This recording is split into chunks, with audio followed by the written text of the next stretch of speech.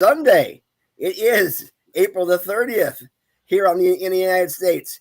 And on the other side of the pond, is it still Sunday? It's still Sunday. Only it's Sunday in an earlier iteration, approximately 5 o'clock in the morning. Yeah, how Amsterdam, about 5 o'clock in the evening? where the streets are wet and paved with eels. Okay.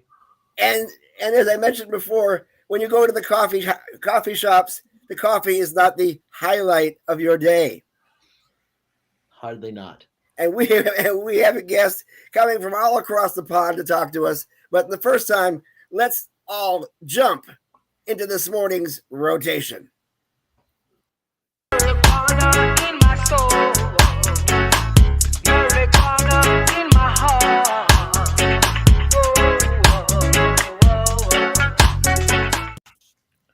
It only looks like we're really confused and undermined by our own world.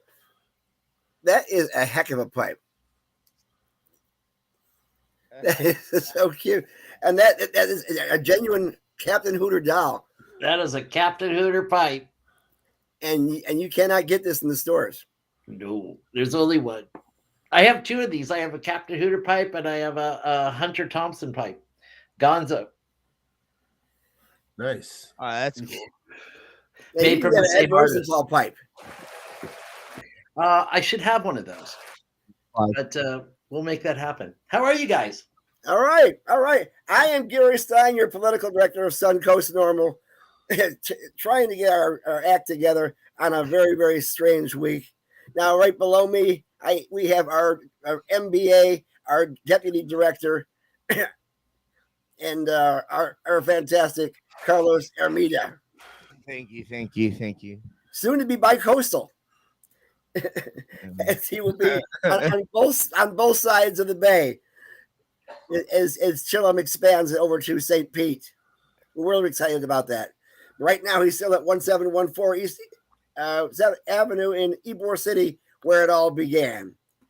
And up on the right-hand side, my right, your left maybe, is our executive director coming to us from the Beltway in Washington, D.C., where it's above the Beltway, but he hits him below the Beltway, and he knows where all the sausages are buried. Chris, how things going over in D.C.? Give us some good national news today. I'm looking forward to it. We'll be getting to the news segment, but I'm pretty excited to talk about some great developments happening around the country, but also we'll be addressing some things locally that are troublesome. So looking forward to that. But let's kick it back over to you, Gary, and our special guest. Welcome back, Captain Hooter. Good to be back, man. Yeah, coming to us directly from Amsterdam, where it's some god unknown awful morning time of the morning, but you're still able to wake and bake regardless of the time.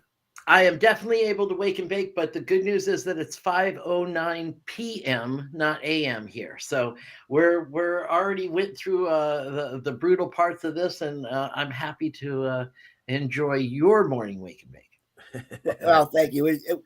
I get time dilation is a big thing for us, and so crazy I'm stuff. not even certain what time of the morning or day it is, but what took you out of the great United States? Like, you were originally out in Pennsylvania. I was originally in California. I was California. Okay. And moving your whole self over to Amsterdam. So the long, I'll give you a mid story here. So actually, we had been coming. My wife and I had been coming here to Amsterdam for years and years and years, and we were here at one of the early High Times Cannabis Cups. Many years ago. Steve Hager was still the head of High Times, and my wife and I got here about a week early for that Cannabis Cup, and we stayed at the hotel called the Grand Hotel in Amsterdam, and it's right next door to the Greenhouse. And I don't know how much you know about the different kind of coffee shops and everything here, but in the beginning there was some legendary places, and one of the big places now still is called the Greenhouse. And originally there were two guys there, a guy named Franco and a guy named Arjen. And Arjen is the guy that's still here.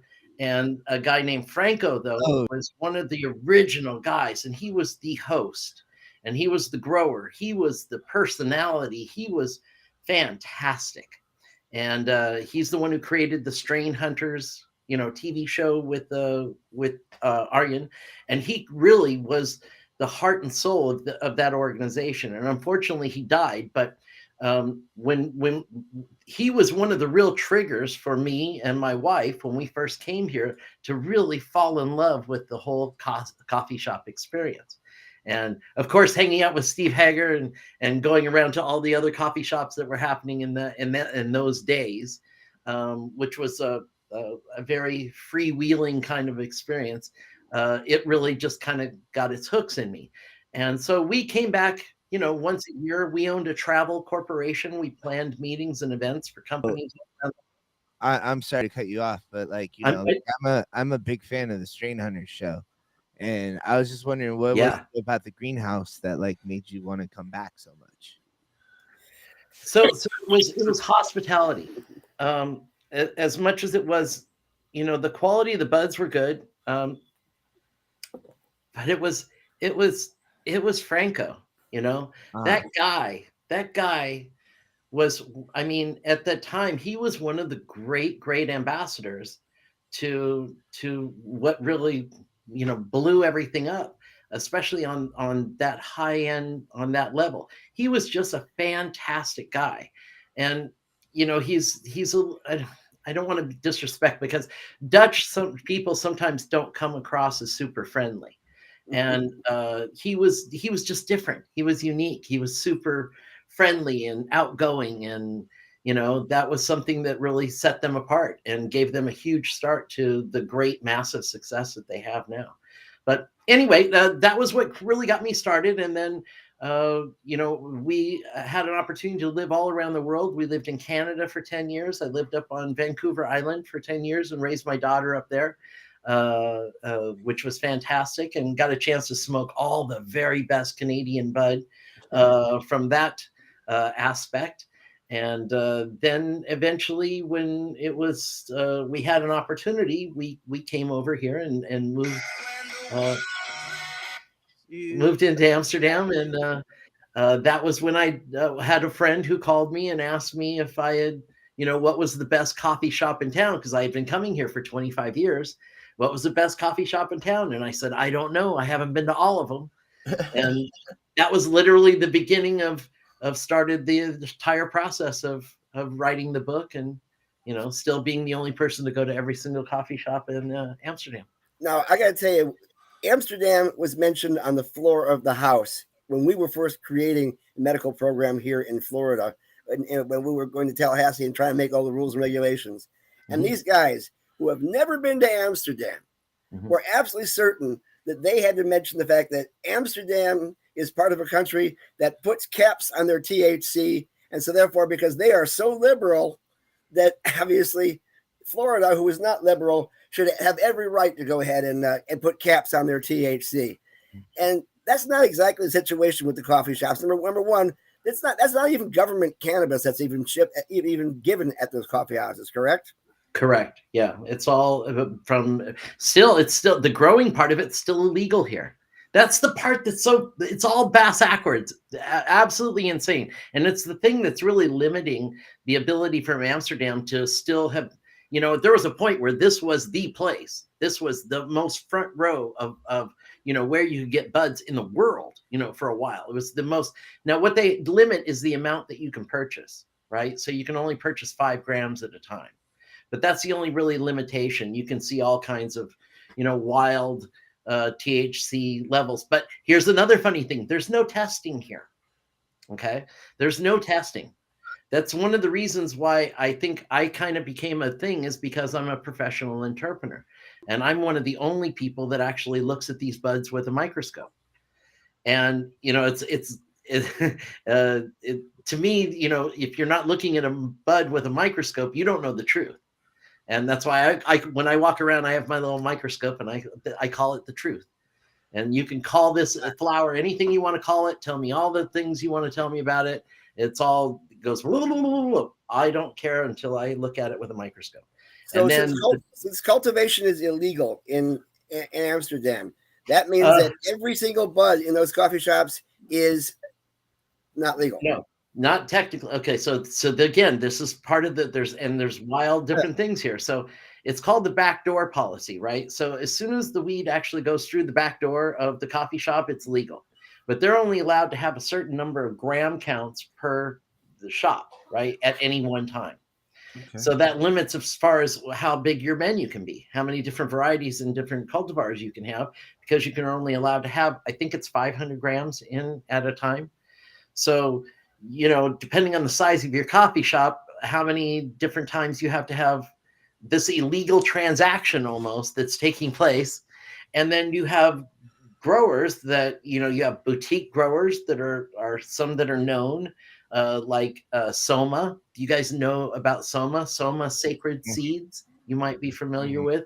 He's one of the most famous, well-known growers in the world, and he lives here in Amsterdam. And he has several of his different cultivars that are in different coffee shops all around. But there's a ton of different boutique growers who grow, and nobody knows them. Nobody knows their name, and things just kind of come in and out. The thing is here is that the volume is astronomical, right? Because of the tourism. There are coffee shops that have 1,000+ customers a day coming through, selling 9,000 pre-rolls a week, 10,000 pre-rolls a week, right? And so with that kind of volume, you don't see, like here, curing, for an example. That's, unheard of. Yeah, I was gonna ask, like, where, like, you did kind of just go over the difference between like what a coffee shop like is, but like, how's the bud grown differently? Yeah. So I hear like the latest rumor I heard, like, difference between the United States and Amsterdam is that the United States uses a lot of like chemicals in our stuff. Like we use a lot of and there's a lot of like organic grows over there. So yeah, we call it steroids, PGRs. So, and we're seeing a ton of it. So, and that's one of the things that, we're talking about on a regular basis. PGR is all over the place. And again, if you don't have there's no testing of the buds when they come in. So, and almost all the coffee shops have Cali strains or Canadian strains.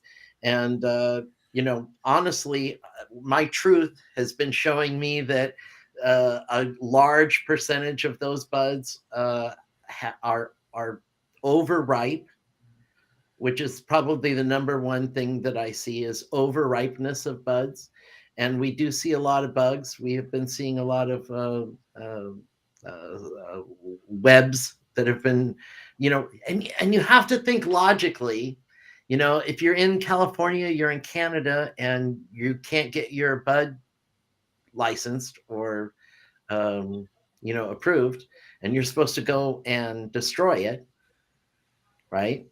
Are you going to destroy it, or are you going to ship it off to somewhere else where you might be able to get a good value on there? All right, so what you're saying is that the stuff that is grown in California that is set to be encased in lime and buried actually somehow makes it over to Amsterdam. We have seen some of that bud here.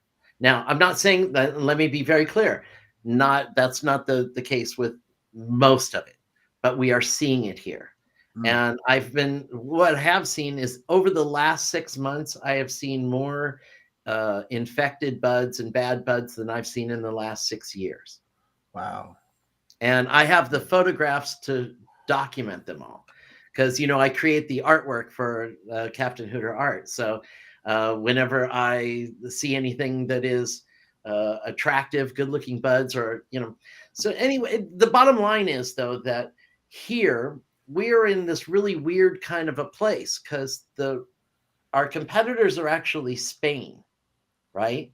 Spain has got a free-for-all going on over there right now where it's legal to grow. They're legal to sell concentrates. Concentrates are not really legal here. What is legal here and what is still the very best in the world here is hash. The very best hashish in the world, other than dragging your ass to Morocco or Afghanistan or whatever. I was going to say. Yeah, is right here. And I just had breakfast yesterday with Mila Janssen, who is the hash queen. And if you ever want to do an interview with somebody incredible, go look up the hash queen and the story of this lady. She's the one who ended up creating the pollinator here, which is how everybody makes isolator, right? Do you guys even see isolator where you are? Are anybody selling that there? What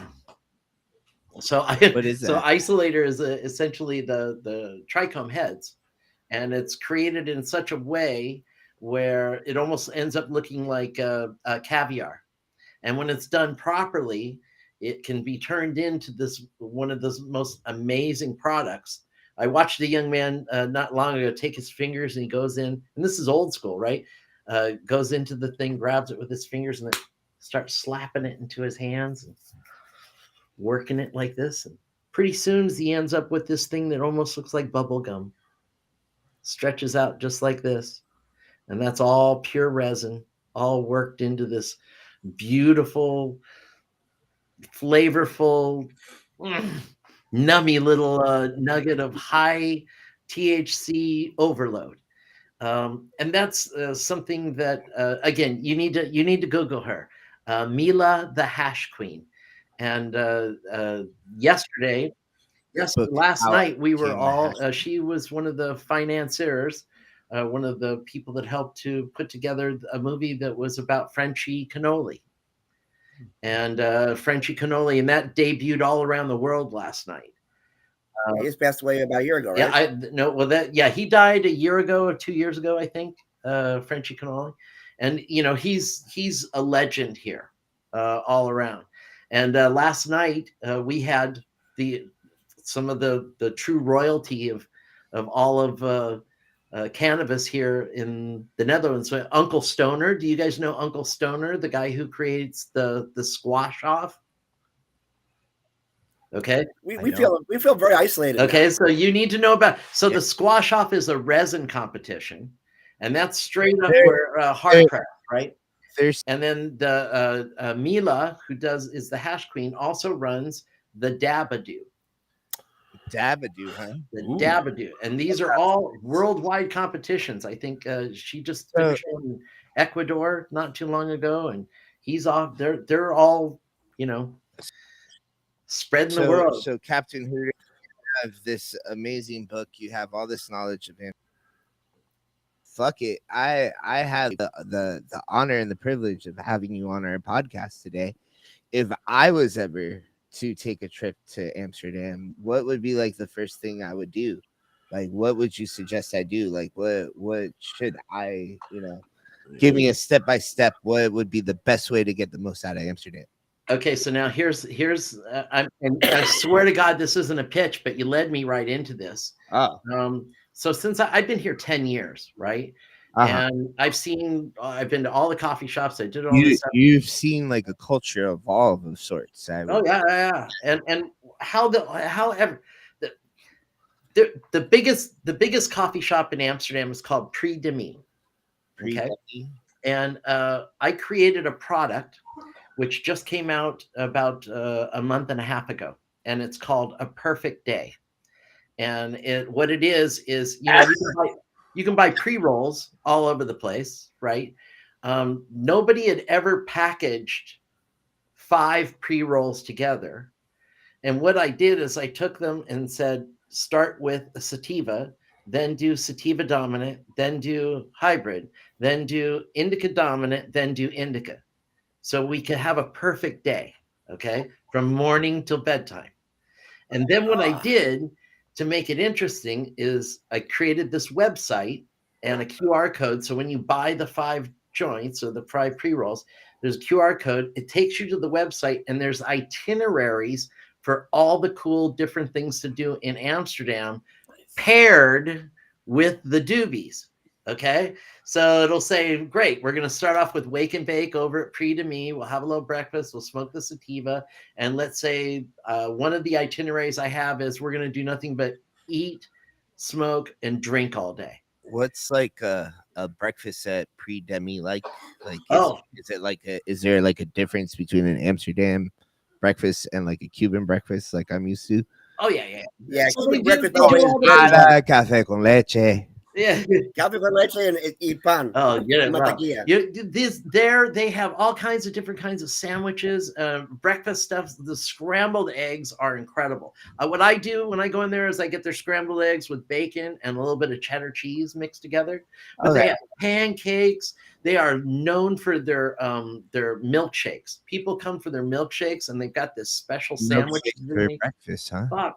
Yeah, munchie. They got all the munchies and everything. The thing about Prix de Mi is it's 3 stories high, and it's the biggest place in town. And they've got these really cool layouts. That's why I took the package of the perfect day to them, and they decided to sell it, and they already sold out of the first order of it in like a month and a half.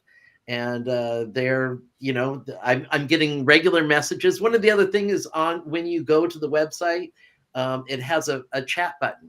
So while you're out exploring through Amsterdam and you're smoking stuff and checking it out, if at any point you want to ask a question or talk to me, you can just hit the little chat button. And it literally, I'm giving people directions on other coffee shops to go to, or here's a good restaurant, or here's a good bar. What would you do after? By the way, I looked it up. It's spelled pricks de ami. I'm just being an ignorant American. Oh, okay. But what would you do after Prix de Mi? Well, again, depending on if you've ever been there before, are you single? Are you married? Yeah. Are you single? You have money? No. No, you have no money? Okay, so what you want to do is go walking. So you're going to go walking, and I have a whole tour that's on there that shows you going to the other coffee shops, and it'll highlight the top 20 coffee shops that I picked as being the best of the best coffee shops in Amsterdam. And you can walk to most of those from that center of town. So that's that new connoisseur's guide that's out there. Well, it's a bestseller in Europe. Yeah, you can also find one online. There's a more updated version, but it's the same. The same group of coffee shops are still there. Look at that. There it is. Mm-hmm. Nice. Boom, boom, boom. See, Zagat's has nothing on you as far as a tourist guide is concerned. Hey, here's the thing.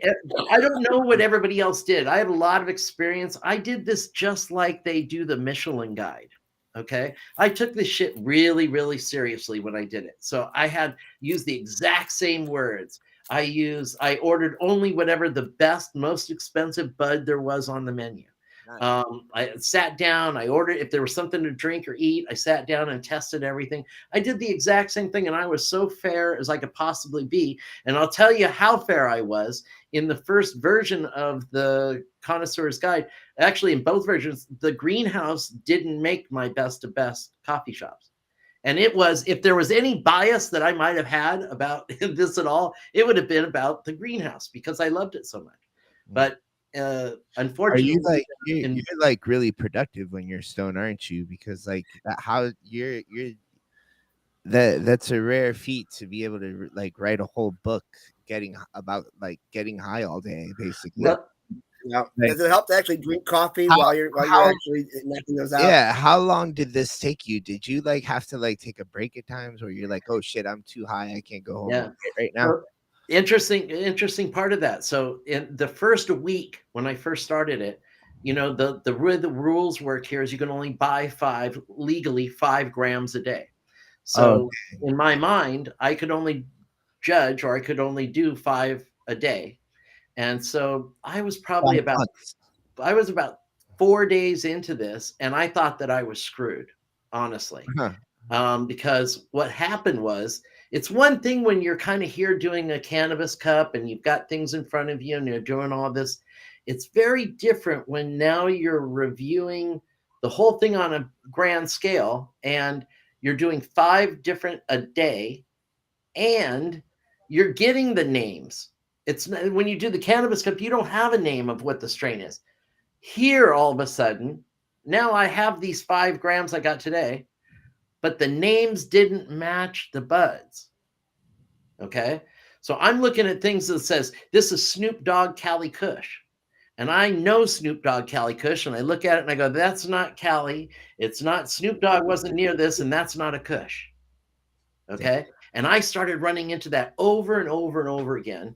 So much so that I thought that I said, maybe I'm not really qualified to be writing this book. Okay, because I thought I knew a lot more about this than I obviously do.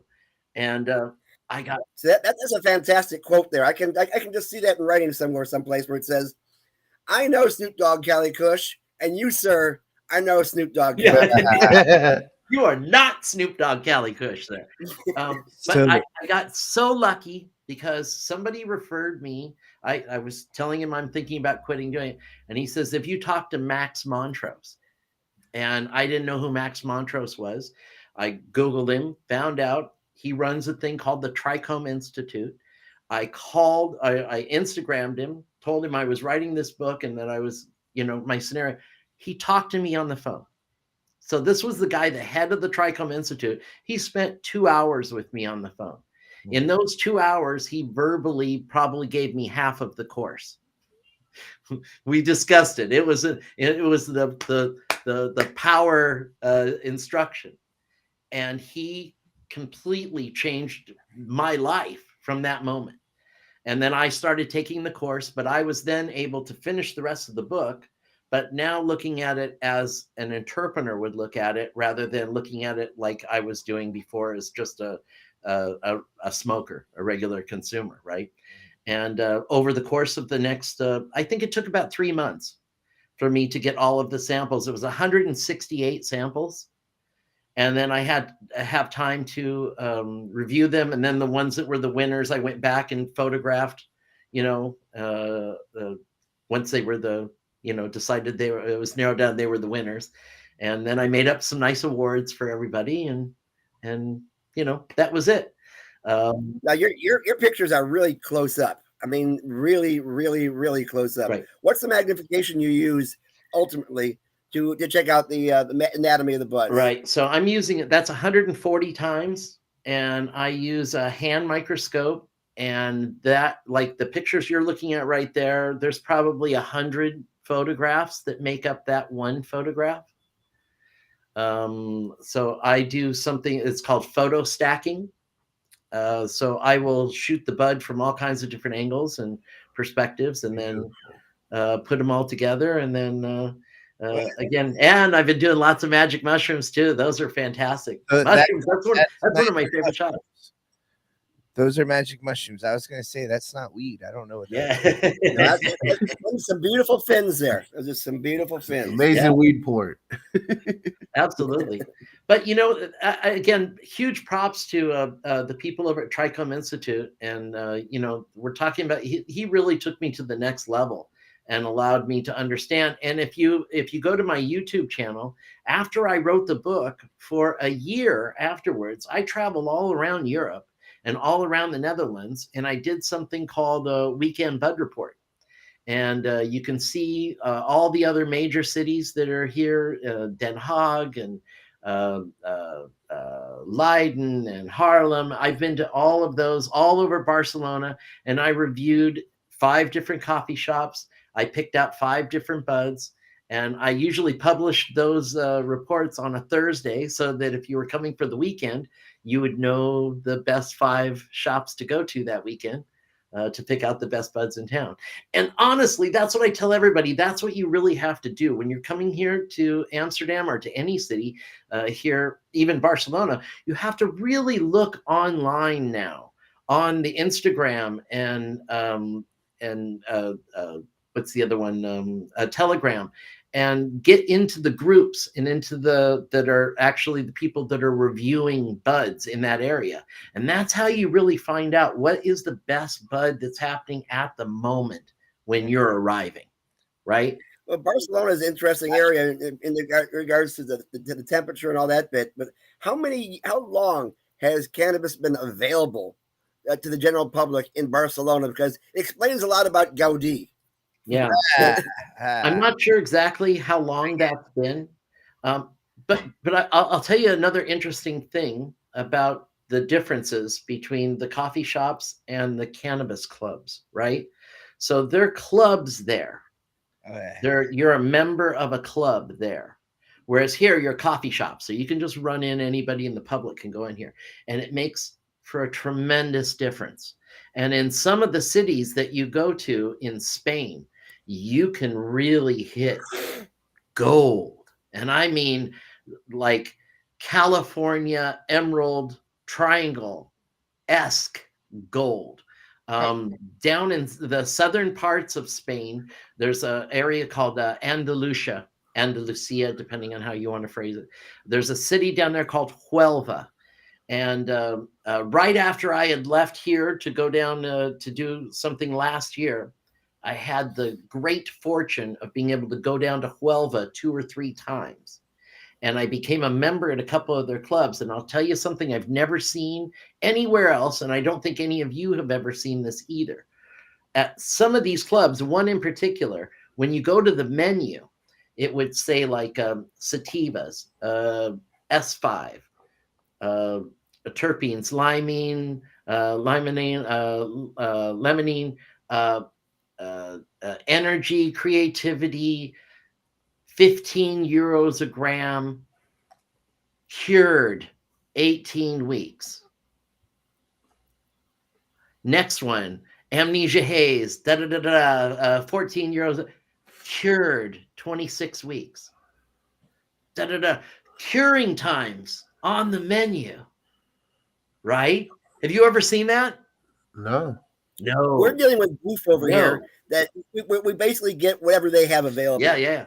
Okay, but just imagine now you're a member of your own club and your collective knowledge is all working together with your growers to create your ultimate product. So they're actually inputting to each other about, well, you know, I really liked the S5 last time, but you only cured it for 20 weeks.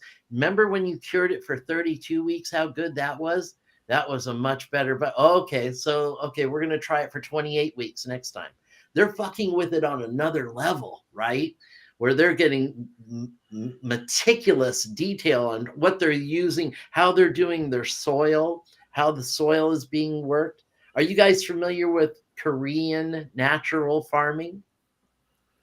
Korean That's a new one. farming? I thought we were talking about. So here's another thing you guys got to get turned on to. So the real good boutique growers, it's one of the buzzwords that's been going around is this Korean natural farming technique. And I'm just talking off the top of my head, so I don't have any paperwork or anything in front of me, so I'm having to remember. But basically, if I'm correct, it had to do, and it was originally created from a guy in China who used these techniques in order to maximize the soil potential to the effect that he was able to grow more rice on an acre of land than any other person. Whoa. And there's a whole process behind it, which is now with the Fufu boutique growers, a lot of them are incorporating some of this Korean natural farming. And if you watch my last podcast, I had a guy on there, London Nero, who actually knows a lot about it, and we had a good conversation about it. It looks like the incorporation of like fungus into your farming. Yeah, trippy stuff, right? And some of these really high, like I was just at Spanibus, and there's 20, 30 different soil companies that are all there, along with all of the lighting companies. I gotta tell you, Captain, if I can call you Captain. Sir. You're really making me like I don't know what the word is. It's not jealous, but Spain. Envious. Spain is where I'm from. I've been to Andalusia. I lived in Malaga for a little bit. I lived in South Africa for a little bit. It was really hard to find weed when I was there. There was a lot of hash, but there really wasn't any weed. Politics in Florida right now. I don't know if you're privy to what's going on over here. I'm following it, but it's fucking crazy, dude. And maybe a Chillum coffee shop or Chillum club. Hey, take a break and come here to Amsterdam and just take a Chillum Barcelona club. Yeah, I dig it. I dig it. Sexy. Now there is governments throughout the country in the United States here. They are putting out rules and regulations for people to create consumption lounges, but they put all sorts of rules and regulations in there that my guess is that the folks in Amsterdam would never have to deal with. Number one is some people are actually dealing with single serving only. Like there's actually something called a single serving when it comes to cannabis. I mean, it's really so arbitrary. It's insane to even think about. Have you been to Las Vegas? Yes, Yeah. I met you in Vegas. I met you at Planet the MJ 13. Biz. I mean, Planet 13 right now is that's the monster. And they've got their own lounge now and a nightclub, and I think they're building a museum there. Fuck. Yeah, what we need basically is, like I said, consumption lounges that do have a full menu, because you have to have menu streams. You have to have revenue streams. Well, the biggest holdup we've seen in a lot of consumption lounges regulations is the Clean Air Acts that we have in the various states. So they're like, oh, well, how are you going to be smoking in front of people? And we still abide by the Clean Air Act that businesses need to follow. And it's like, people don't want clean air in a consumption lounge. They want smoke in the air. Yeah. Well, here the interesting part of that is that, no tobacco is allowed to be smoked inside the coffee shops. Yet you find a very large percentage of the people who do smoke here smoke with tobacco. And they're including the hashish. They'll smoke with tobacco. That's, I was just judging the squash off in Barcelona, and Mila, the hash queen, was sitting next to me. And we were all using nectar collectors to do our dabs. And, she's the queen. So she took the dabs, the resin, and she rolled them with tobacco, just the way she always rolls her hash. And that was the way she did. And that was how she judged it, which I love it. So badass. She said, fuck you guys. You do whatever you want. I'm doing it my way, and just like, God, I love her. But we have the Second Amendment here, which says we have to have a well-regulated militia. I don't know what the heck that means, but they regulate the hell out of cannabis over here. I know. And my question is, with the rules and regulations where you are right now, how do they enforce, or do they enforce? Okay, so here's the interesting part. Now I just talked about the positives about Barcelona, and I think the quality of bud is better there. The hash is better here, but the bud can be better there. But everything's illegal there. And I mean, everything's illegal there. So you're growing, you're smoking, even in the clubs, you're have a problem. I've heard a couple of stories about people from Spanibus when they were driving away from Spanibus and from the area. They got pulled over by the police, and they have swabs that they use here. And check, this is how the process works: is that justice is served quickly, in that your car is immediately impounded, and you are immediately, considered whatever, but then you can pay the fee and you're done right away.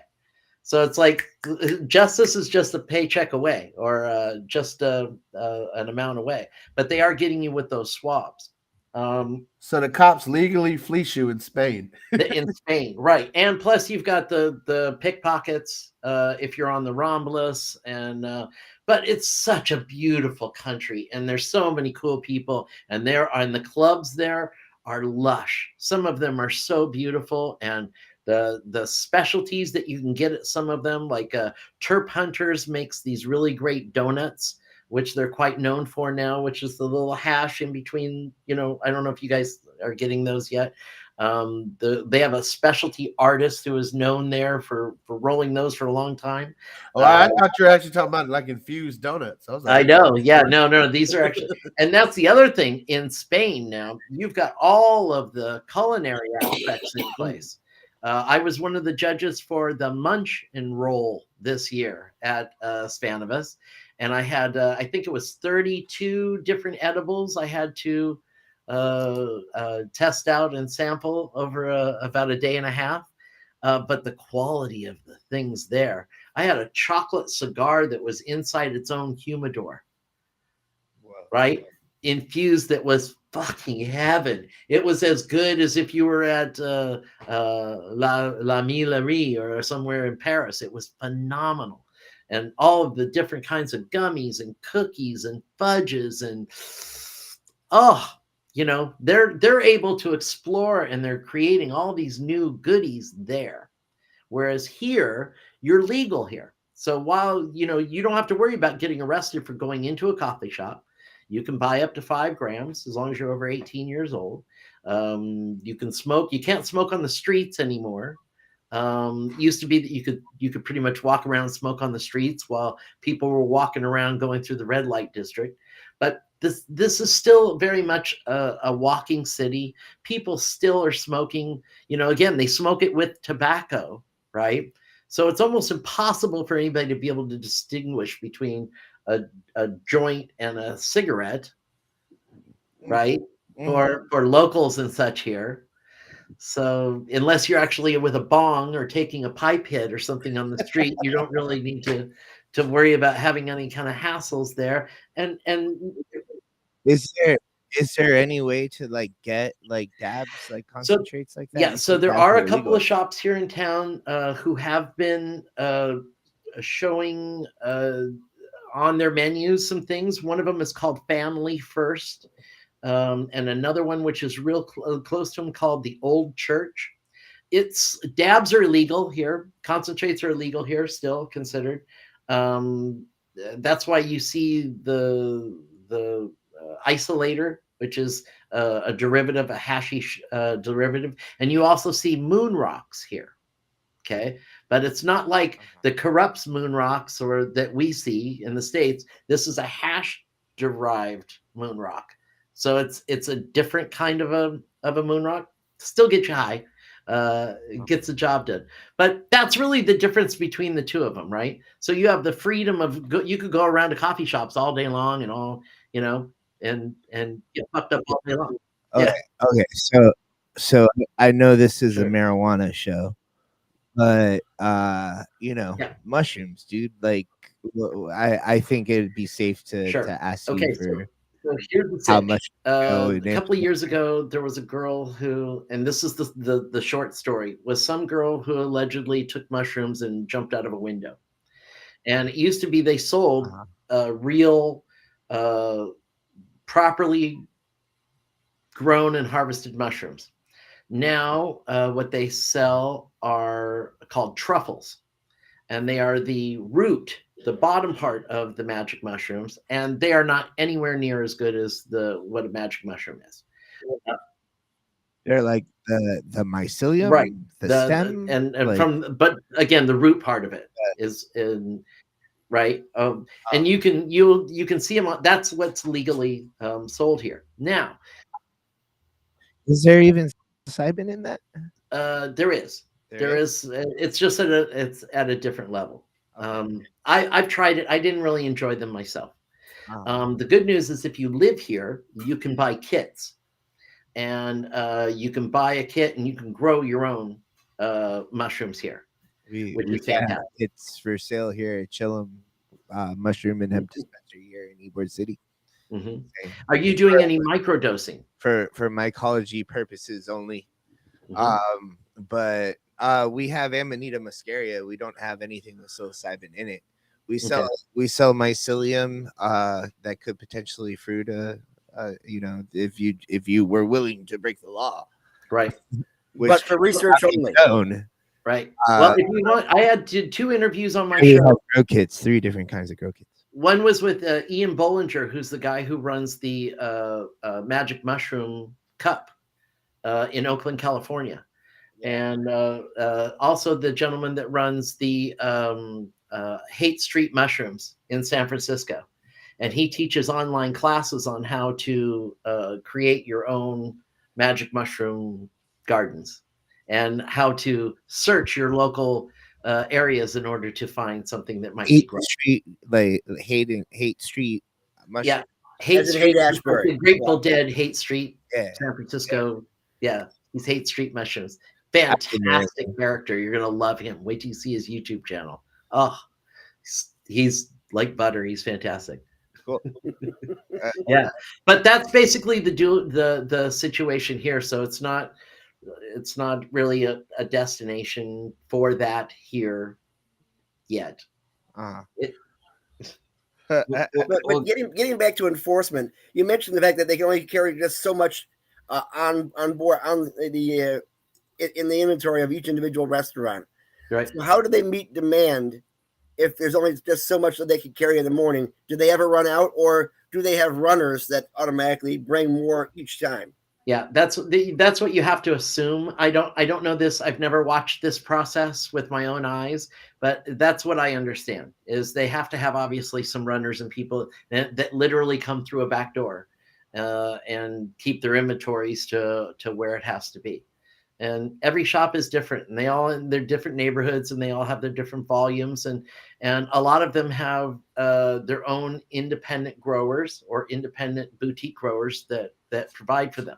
In Den Haag, there's a place called the Greenhouse Secret Farmers, which is one of my favorite coffee shops in all of the Netherlands. And there they have a whole wide range of very well-known high-end boutique growers that they pick off and sell there exclusively. So that's kind of what you're really looking for. And people usually only sell to certain coffee shops, or do they sell to a variety of coffee shops? Yeah, different for each one. Like I said, the guy. There's one famous man who you can Google, and he's also a very interesting personality, and his name is Soma. And it's called Soma Sacred Seeds, and he is a legend here. And it was great to got to create New York Sour Diesel or something. Yeah, he's created a bunch of different, very well known cultivars around the world, and that's one of the cool things is you have a lot of the creators here. Like I was sitting with the Uncle Stoner, and he's known for creating like 5 or 6 different cultivars from the Caribbean. That was the first place I met him, was in Montego Bay, Jamaica. And, now he's, running the squash off, and you get to see him all around the world. It's Do you have strains coming up from like Greece and like Israel? Yeah, I have not seen any. I've seen French. Recently saw some French cultivars that surprised the hell out of me. And when he thought he was French, and he went French, and he went, oh. This really surprised me. I wasn't expecting that. So I saw some French ones not too long ago, but a lot of times the main what we mainly have here is a lot of Cali strains that are grown here in the Netherlands. You have all of these legendary strains from here, like the White Widow and the S5 and, Amnesia Haze, and all of those. Those are like dominating all of the menus here. The Kosher Kush is some of the very best in the world. All the blueberries and the cheeses. And different shops kind of are known for those, right? And then you'll know, if you're one of those, I'm a blueberry fan, then you want to make it over to, wherever. Well, let me ask you a quick question, because here in Florida, everybody seems to concentrate so heavily on THC percentage as the most important indicator of whether you've got a decent brand or not. Mm-hmm. And that is why I think the government is constantly trying to attack the THC level in all the various things. Not only just making certain that hemp is only 0.3%, which has always been a bugaboo with me, as to who wants to even grow anything at 0.3%, and how easy is it to do, considering that the climate can change it at a moment's notice. Mm-hmm. But when you're judging a bud, is it strictly on the ability to concentrate THC in the trichomes, or is it about what kind of terpene levels you can get? So terps are part of it. So we've got, we're as an entrepreneur, I have other entrepreneurs. Actually, I was with them, some of them today. And it's fabulous when you're actually with other entrepreneurs, because we all speak the same language. And whenever you're reviewing buds on a professional level, today we were looking at buds from the High Life Cup, which is one of the longest running competitions here in the Netherlands. And listening to all 3 of us, we all have different skill sets. I have one gentleman, Herbert Green, who has one of the most amazing noses. Actually, all 3 of the gentlemen I was with today all have noses just as strong as any sommelier in any 5-star restaurant you've ever known. I mean, they are picking off details that are just ting, ting, ting, ting. Is this apple? This is apple. Ooh, I'm getting a little alcohol with a little apple. And we're creating even our own terminologies. He mentioned something the other day. Is ooh, this has got a little toe jam in it, but it's like, this is the good toe jam. Yeah, it's the good toe jam. It's like, whoa, okay. We're coming up with new shit. Exactly. I love it. But as professionals, we're looking at, again, under the microscope, the truth first. So I want to see my trichome density. I want to see a strong field of trichomes that are standing straight up with big, giant, bulbulous trichome heads on the top of them that are cloudy. I want to smell an aroma profile that as soon as I open the bag, hits me like this, but I know it's not bullshit or added terpene. That's because it's too good. And you can always smell that also. That's a tell really easy. By the way, for all of you who are adding your terpene additives onto the buds afterwards, we can tell immediately when something's too good, which is kind of strange. But, it's... that, and then looking at, like, what I'm looking at mostly recently is we've been joking about this when I first look at it with the microscope. The old game show, How Old Is It?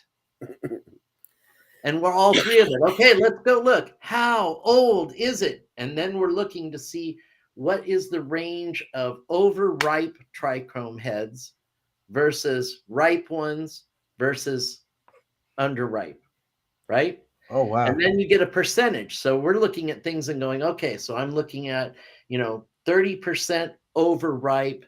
I'm looking at 60% ripe and another 10%, 20%, right? So then you're looking at that to give you an idea of how perfect is this bud. And then when you're looking at them side by side by side, and they're all in the same category, and then you get one that's got like trichomes everywhere, but they're all overripe, right? No good. PGR buds, right? Which we have all over the place here.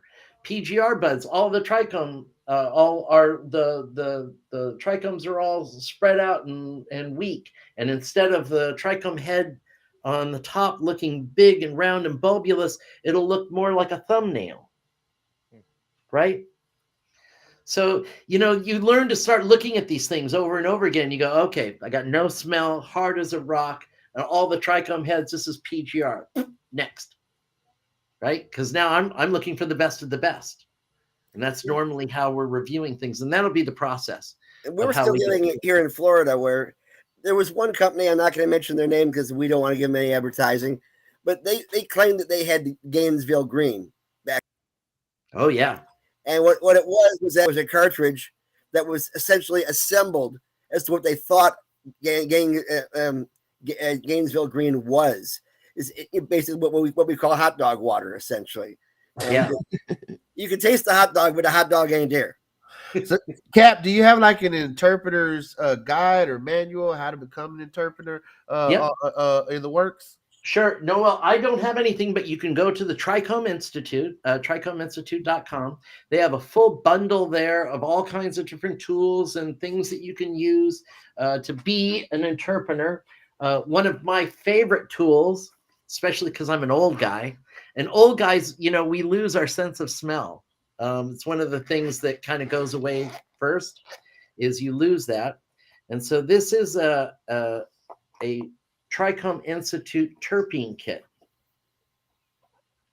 And what this has is it's totally packed with all of your major terps in them. And what I do on a regular basis now, and what I'm going to try and do over here at this other coffee shop, is start doing some terpene training. And what I'll do is I'll close my eyes and reach in here and grab one of these, and just without looking at it at all, jump in and go, okay, what the hell is that? Smells a little bit like Blue Dream. All natural Jack. I wasn't even close. How about that? Shows you how bad my sense of smell is. At your front door. So that's all natural Jack hair. So I should have picked that one up. But you've got all of these, and that's why you do it, right? So you get there and you've got all the very best, and you train yourself to get better and better. The Trichome Institute also has courses in concentrates. They also have courses in cooking. There's culinary training in there. Nice. And again, I don't know what I would do without them, because it's the next level training. We have pre-roll rolling contests, and we have some fantastic people who make absolutely fantastic stuff. It comes out as crosses and mannequins and things of that sort in the freestyle, and some of the amazing things they can do with a hemp leaf is just incredible. The new competitions are speed rolling. Oh, we have speed rolling too, don't we, Chris? Carlos? Yeah, well, our best blunt debate competition. We usually have a speed round. We have a artistic round. We have a freestyle rounds and such. And so definitely looking forward. Have you seen bong relays yet? Bong relays. Yeah, I did go to an event last 420, not this past one, but the one before. They did have a bong relay at that. That's pretty cool. We got to have a terp off. Who can Suncoast Normal has got to have a terp off to see if anybody who works at any of the MMTCs can actually identify any terpenes whatsoever. Yeah. It's a lot harder than you think. There's certain ones that are easy. Beta caryophyllene is easy, but when you start getting into the ones where you've got idiosyncrasies like limonene, limonene, and you've got to start. And again, I'm old, so my much more difficult here. We get a lot of food grade terpenes added to our product to create their own somewhat strains. Yeah, we had to deal with that for a long time, but I would love to have the cultivators actually do a terp off where they have to identify what they actually have, and see how close we can get it to them. Yeah. Well, I hope we get to see you guys come here to Amsterdam, and so you can get a chance to try this all out. Have any of you been here before? Never. I'd like to check it out. Now, my wife went to Amsterdam many years ago. Again, she was still kind of freaked out by the eel stands. Ah, okay.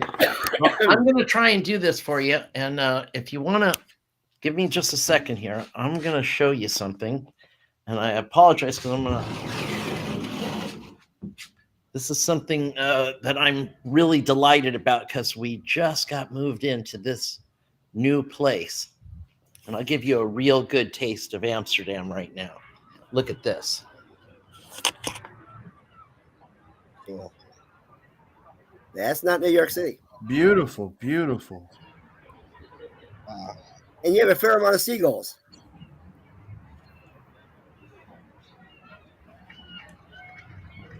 So beautiful.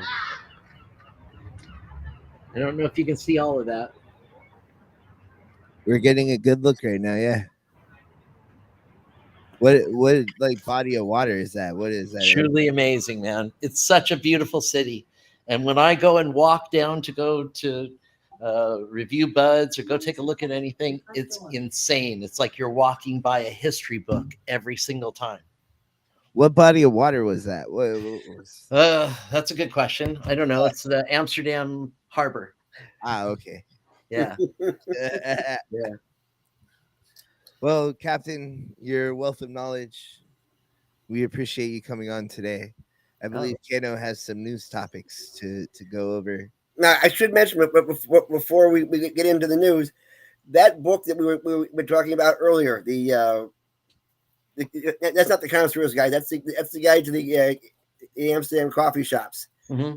Yeah. That we have on hand to give away as a prize to the very next person who puts down a $100 sponsorship towards Suncoast Normal, so we can continue to fight all the hot dog water out there and try to make things a better place for us non-connoisseurs of cannabis over here. I think somebody's getting robbed. Well, I'll tell you what, we'll make it even better. Whoever does the donation and gets the book, if you bring it here to Amsterdam, I will host you in a smoke session and I'll sign the book for you. Beautiful, beautiful. How about that? Yeah. So all you have to do is go to suncoastnormal.org, go to our homepage, hit the donate button, and donate $100. And not only will you get the first person to donate $100 Captain Hooter's book, but you get the amazing $100 prize pack that we're advertising right now. Carlos, why don't you go ahead and show them what they get with that $100 prize pack? $100 is that this one? No, that's the $25. There we go. So for $100, you're gonna get your membership package, which comes with a medtainer, lighter, membership pin, your membership card, as well as a Suncoast Normal T-shirt and a Suncoast Normal grinder, and you get to take all that with you to Amsterdam with Captain Hooter's guide. So definitely a well worth the donation. That's awesome. Good stuff. Captain, we appreciate you joining us. It's been awesome. You're welcome back on the show anytime. But we look forward to eventually going over there to Amsterdam doing a live broadcast with you. That'll be a lot of fun. That's what we need to do. How many euros is an apartment out there? Depending on what you're looking at, they'll run between 700-800 euros up to, like, if you're want a view like this, you're probably looking at 2,500 to 3,000 euros, which is still cheaper than the States in most places. Yeah. Try to get an apartment in St. Petersburg. You can't really do it. Yeah. If you went waterside, anywhere in the States, you're looking at over $3,000 easy. Yeah. But you could walk to Disney World. This is true. But to me, I would have more fun in the most magical place on earth, where they have the mushrooms and the well, there you go. Yeah. Absolutely. What's the old Dave Chappelle saying? You can't get weed and pussy with Disney dollars. Well, it'd be cool if they had like in Amsterdam at Epcot and you could smoke weed there. They should.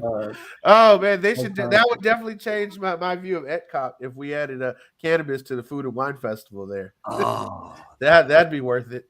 It's for sure. Captain, we got to have you back again. We've got so much more to talk about. I look forward to it. Thank you, gentlemen. I do appreciate it. We'll catch you on the flip side, Cap. We'll catch you later. On to the news, Carlos.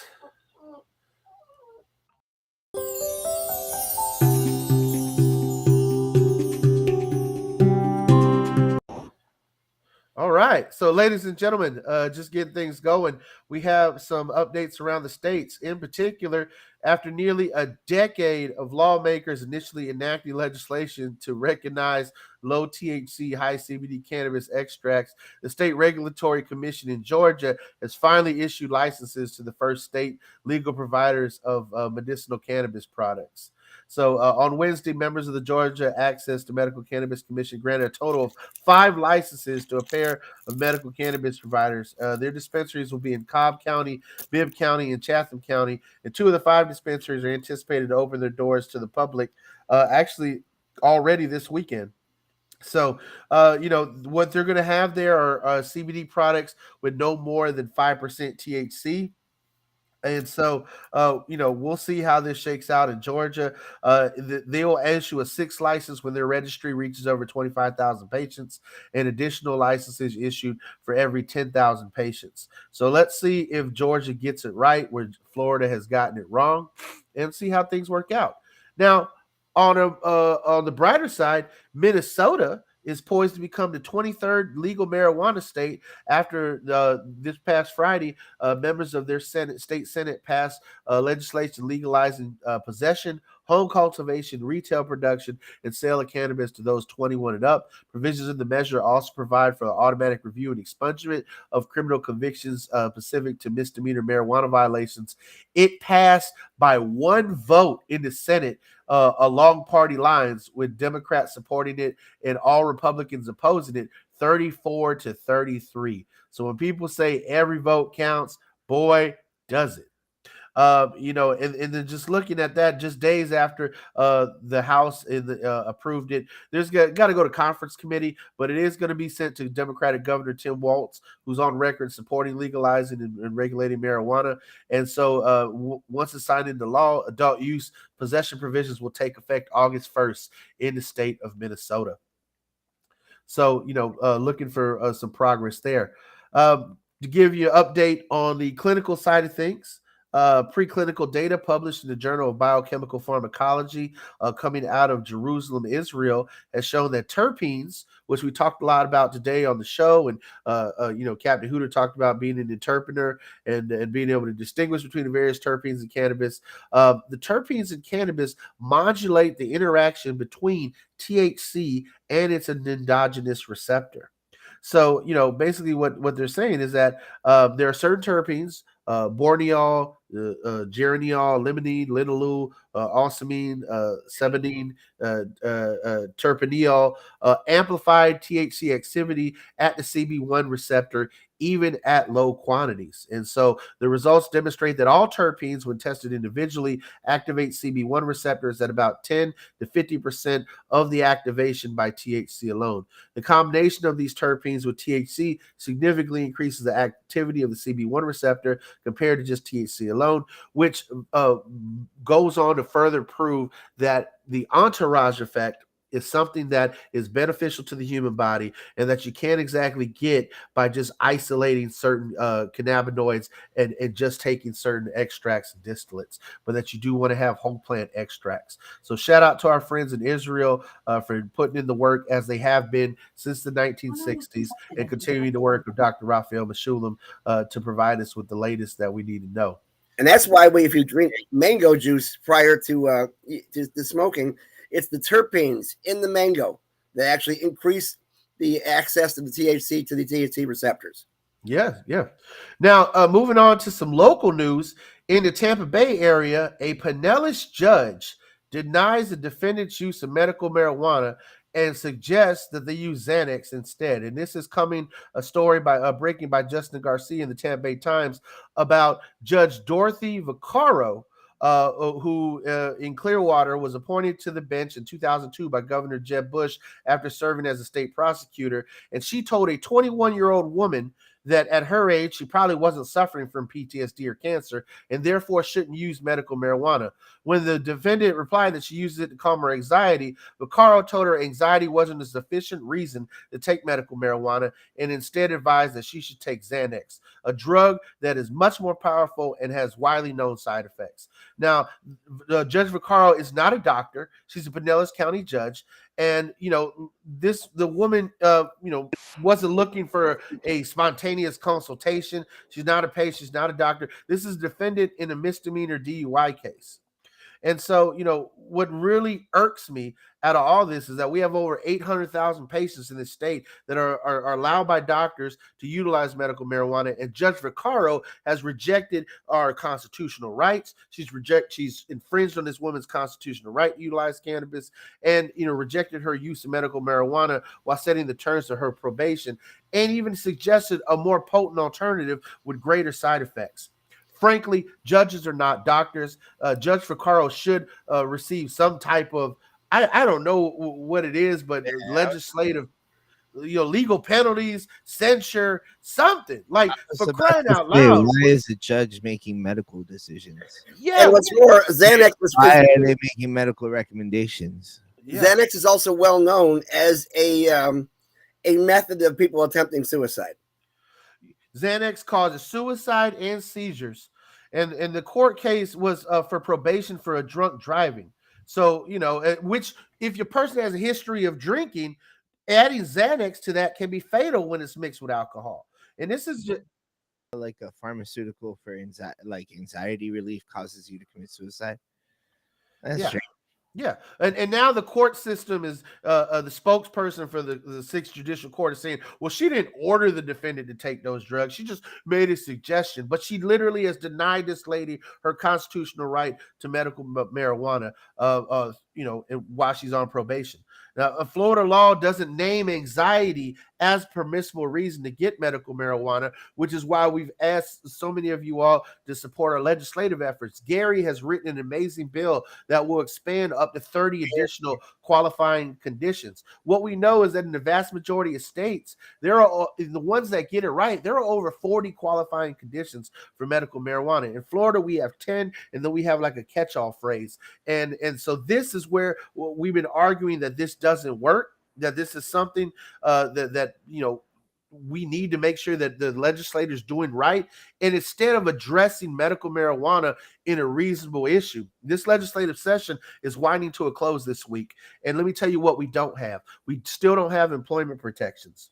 You can still be kicked out of your organ transplant or medical treatment plan because of being a medical marijuana patient. The jury is still out on Second Amendment rights. It's going through the federal courts right now, but those have been affirmed. But your parental rights are still under question. As a matter of fact, if you look at in Tennessee, a black family got pulled over and had their 5 kids taken away from them, all because of a hair sample test for cannabis, which we know on those roadside hair sample tests cause false positives. All in all, judges are not doctors and physicians and politicians are not physicians. They need to get out of the way and let the doctors be doctors.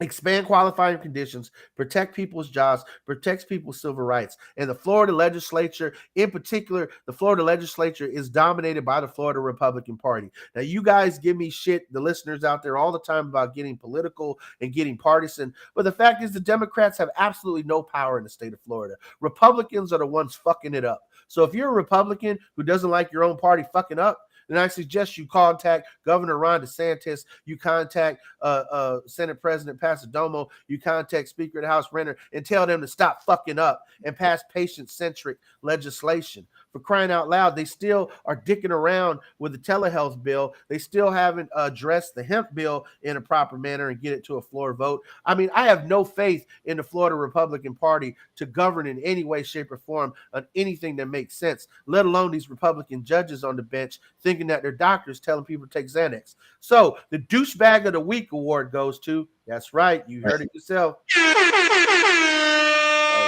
Yes. That would be the ass hat award. Yes, Judge Dorothy Vaccaro gets douchebag of the week, and she gets the ass hacked award. You know, that is just driving me through the roof that we have to come week after week and hear these stupid things that are coming up. That's right, Carlos. Show her the ass hat award. That's for you, Judge Dorothy. Yeah, there for you, Judge. Now, in regards to the bills are concerned, the one bill we thought was actually to go through this session was the telehealth bill that was actually put through by 2 Republicans. We're talking about Spencer Roche and Jason Broder.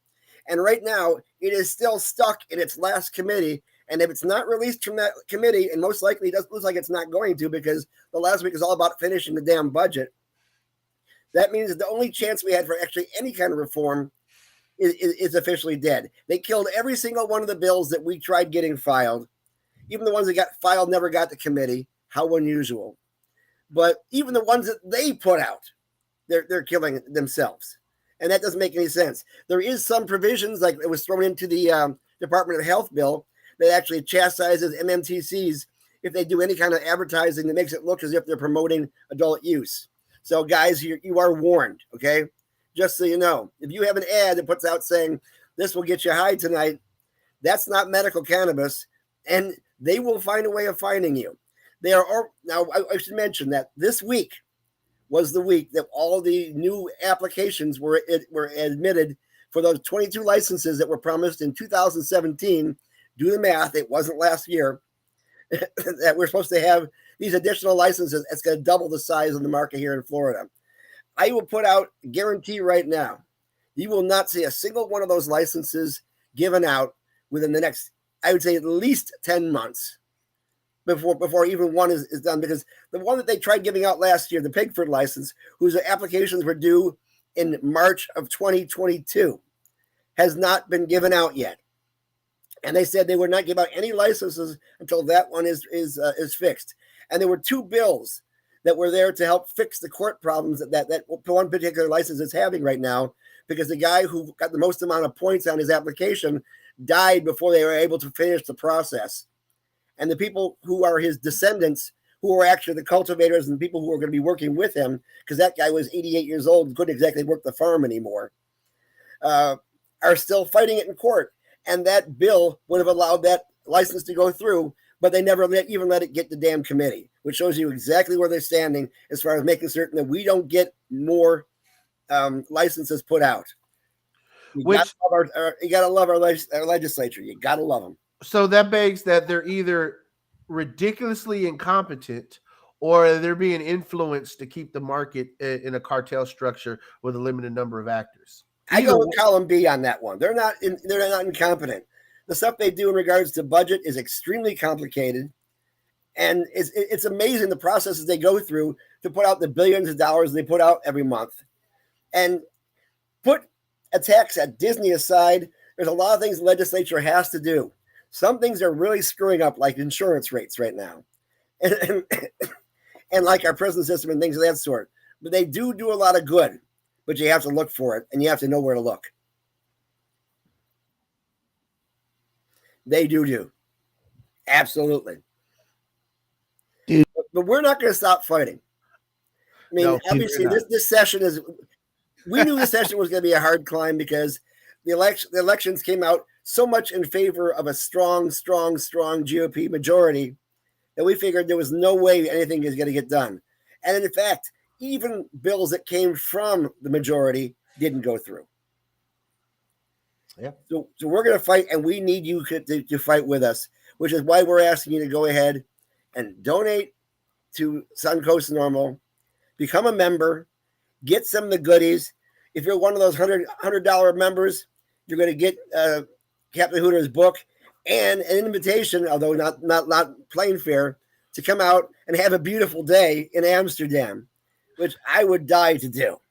You might kill me, but I would die to go ahead and do a beautiful day, 5 pre-roll set, including tour of Amsterdam. That would be absolutely awesome.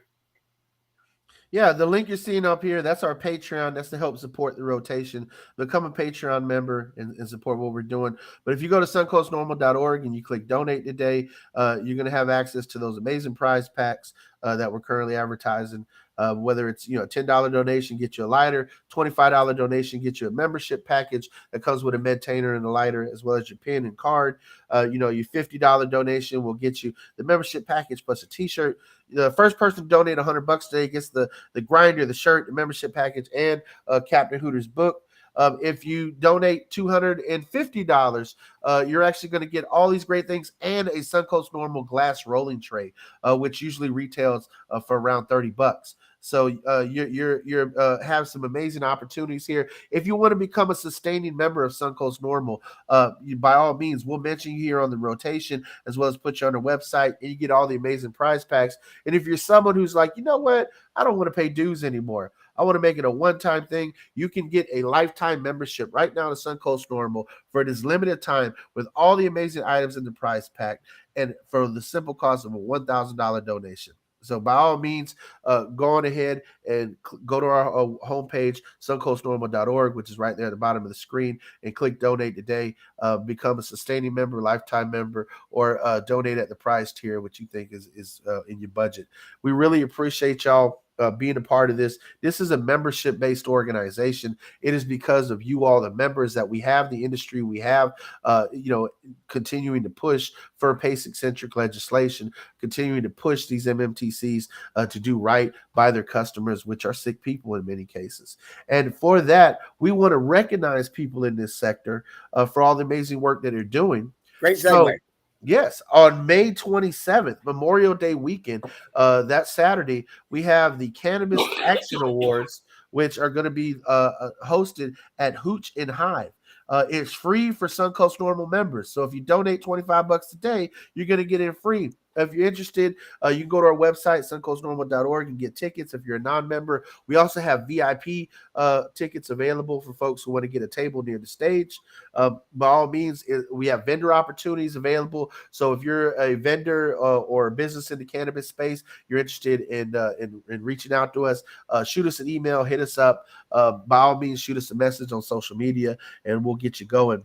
As far as getting set up as either a vendor or a sponsor, we have folks sponsoring in particular awards. So if you want to sponsor an award in memoriam of someone that you love, or if you want to sponsor an award on behalf of your business, it's only $200 to sponsor an award. So by all means, again, hit us up, suncoastnormal.org, make a donation, contact us on social media, and get your tickets for the Cannabis Action Awards this Memorial Day weekend in Tampa.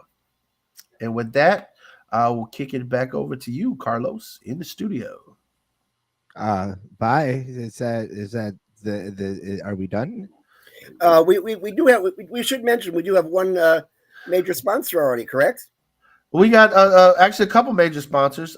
Shout out to Chillum, obviously, for coming on as a community sponsor, and Sanctuary Medicinals for coming on as a community sponsor. The sponsor, I had no idea.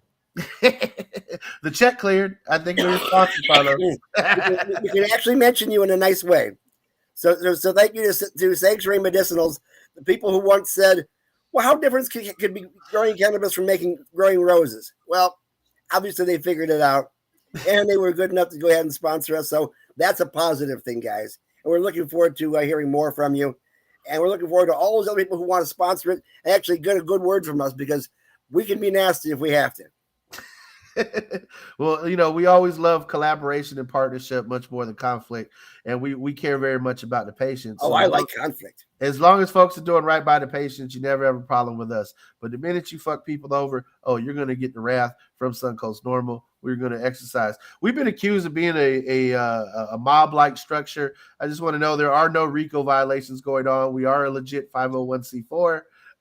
We are a membership-based organization. So if our members tell us sick the dogs on you, that's what we do. So we appreciate all of our members who participate. If you want to talk to Cano, you got to go through Gary Stein. Yeah, right. And for those people who still think that we're strictly shivs for the Democratic Party, first off, fuck you.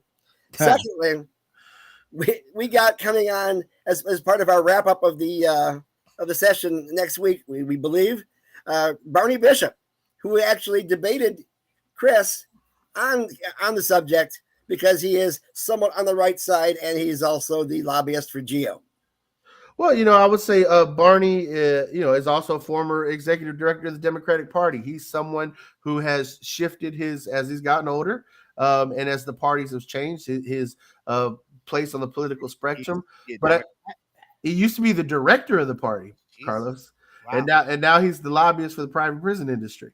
And we promised that when he's on, we would not discuss the fact that he was the one who knocked down the statue of David for having his dick sticking out.